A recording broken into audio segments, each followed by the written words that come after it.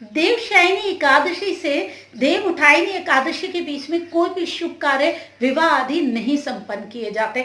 इसी की आज मैं बात करूंगी। 1 जुलाई 2020 को देवशयनी एकादशी थी और 25 नवंबर को देव उठायनी एकादशी। इस बीच कोई भी विवाह आदि के मुहूर्त नहीं होंगे। ये जो समय होता है ना, ये एक अलग ही समय होता है। आज इसी के बारे में बात करूंगी। देवशयनी एकादशी के दिन देव विष्णु भगवान जी समुद्र में, कहा जाता है ये पौराणिक कहानियों के अनुसार, कि वो समुद्र में चले जाते हैं शयन करने के लिए और वहीं आराम करते हैं।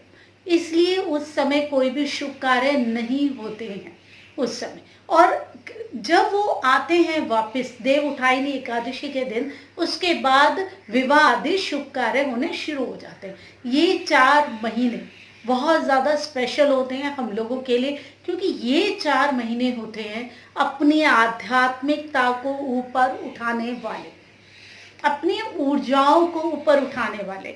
अभी हमने कोई भी शुभ कार्य नहीं करना है। अभी हमने क्या करना है, अभी हमने जो भी पूजा करनी है वो हमने अपनी ऊर्जाओं को उठाने वाली, आध्यात्मिकता वाली, मेडिटेशन वाली इस तरीके की करनी है। जो हम ये कर्म कांड करते हैं, इस तरीके की जो पूजाएं हैं, जो हम चीज़ें हैं, जैसे हमने नए घर का मुहूर्त करना, ये सब चीज़ें नहीं करेंगे। तो फिर जो हमने पूजाएं करनी है वो हमने जाप वगैरह अपने लिए करने होते हैं। देवशयनी एकादशी के बाद ही आ जाता है ये सावन का महीना। सावन का महीना शिव जी से जुड़ा है और शिव जी योग, तपस्या और इन सब से पूरी तरीके से जुड़े। हम देखते हैं मेडिटेशन से, वो भक्ति को कहते हैं कि आप अपने आप को अंदर से स्ट्रॉन्ग करो, अपने आप को उठाओ, और ये चीज़ वहीं से ही शुरू हो जाती है। पूरे सावन के महीने में वही चीज़ हमें सीखनी पड़ती है भक्ति वाली, और वही चीज़ हमें आगे कैरी करनी होती है। ये 4 महीने बहुत इम्पॉर्टेंट है हमारी आध्यात्मिक लेवल को उठाने के लिए। हमारी जो आध्यात्मिक ऊर्जा है ना, इस समय अगर हम पूरी तरीके से उन पे ध्यान देंगे ना, तो बहुत ज़्यादा, जब वो 4 महीने बाद अच्छे मुहूर्त निकलने लगेंगे, तब हम पूरी तरीके से अपने काम को एक अच्छी ग्रोथ पे पाएंगे और अपनी लाइफ को पूरी तरीके से इंजॉय कर सकेंगे। ये इंजॉय करने वाले टाइम नहीं है, ये मेहनत करने वाले और अपनी ऊर्जाओं को बढ़ाने वाले टाइम है। अगर आप मेडिटेशन करते हैं तो ये बहुत ज़्यादा बढ़िया टाइम है।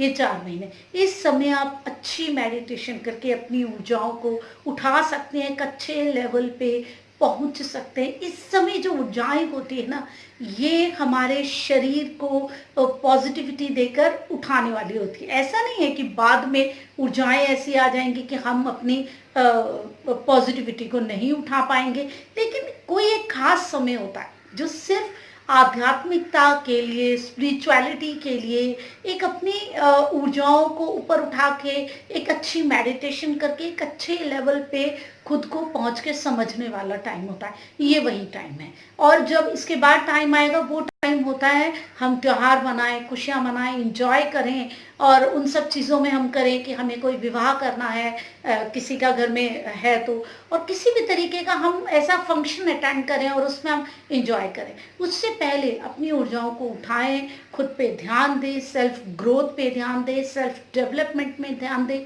ये वाला यही टाइम है। जितना हम अपनी ग्रोथ पे ध्यान देंगे, अपनी पूजा पाठ, अपने जप पे ध्यान देंगे, उतना ज़्यादा बढ़िया रहेगा। ये 4 महीने हमें अपनी आध्यात्मिकता पे खास ध्यान देना होगा। आप खुद इस चीज़ की करके देखिए प्रैक्टिस। अगर आप इस समय अभी कुछ अगर चालू करते हैं ना, इस तरीके से आप मेडिटेशन वगैरह, आप देखिए आपकी कितनी अच्छी होने लगेगी और आपका कितना अच्छा ध्यान लगने लगेगा। अगर आप काफ़ी टाइम से मेडिटेशन की कोशिश कर रहे हैं, ध्यान लगाने की कोशिश कर रहे हैं, लेकिन आप कर नहीं पा रहे, अब भी आप स्टार्ट कीजिए। देखिए ये वाला जो टाइम है ना, आपको सपोर्ट करने वाला होगा। इस समय जो कि आप मेडिटेशन नहीं कर पा रहे थे, अभी आप मेडिटेशन कर पाएंगे, ध्यान लगा पाएंगे, खुद से जुड़ पाएंगे। हमारे जो ग्रंथ है उसमें हर चीज़ के लिए अलग अलग सब कुछ दिया हुआ है कि जिस समय मौसम के हिसाब से, वातावरण के हिसाब से कौन सा समय हमारे लिए ज़्यादा बढ़िया होता है, हमारी ऊर्जाओं के हिसाब से, हमारे बॉडी की जो ऊर्जाएं हैं उसके हिसाब से हम किन ऊर्जाओं को ज़्यादा अच्छे से लें और हमारी ज़्यादा ग्रोथ हो, उस हिसाब से हर चीज़ें मैनेज की गई है। ये महीने हमारी आध्यात्मिकता के लिए बने हैं, तो हमें अपनी आध्यात्मिकता पे खास इस समय ध्यान देना चाहिए और अपनी ग्रोथ पे ध्यान देना चाहिए, ताकि 4 महीने बाद हम अपनी ऊर्जाओं को बहुत उठावा देखें और जो भी हम अपने जीवन में ध्येय बनाना चाहते हैं, उद्देश्य बनाना चाहते हैं, उस तक हम पहुंच सके।